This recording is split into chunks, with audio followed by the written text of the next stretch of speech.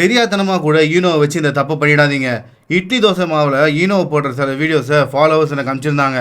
அதை பார்த்ததுக்கப்புறம் யூடியூப்பில் தேடி பார்த்தா இந்த மாதிரி எக்கச்சக்கமான வீடியோஸ் இருக்குது. இவங்க சொல்கிற ஃபஸ்ட்டு பாயிண்ட்டே இது அடல்ட்டுக்கு தான், 12 வயசு கீழே இருக்க பசங்க இதை யூஸ் பண்ணக்கூடாதுன்னு போட்டிருக்காங்க.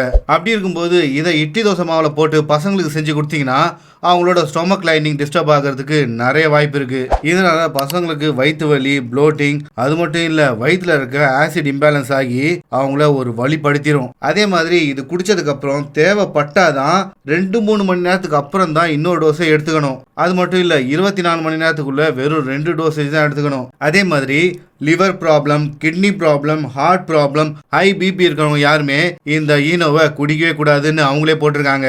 அதனால இந்த மாதிரி ஏதாவது ஒரு வீடியோவை பார்த்துட்டு இட்லி தோசை மாவில் இதை கலந்து பசங்களுக்கு கொடுத்துடாதீங்க. அப்புறம் நீங்கள் கம்பெனி ப்ளேம் பண்ணி ஒரு பிரயோஜனமும் இல்லை. ஏன்னா அவங்களே டீசெண்டாக இதெல்லாம் பசங்களுக்கு கொடுக்காதீங்கன்னு தெளிவாக போட்டிருக்காங்க. அதனால் முடிஞ்ச வரைக்கும் இந்த மாதிரி வீடியோஸ்லேருந்து கொஞ்சம் தப்பிக்க பாருங்கள்.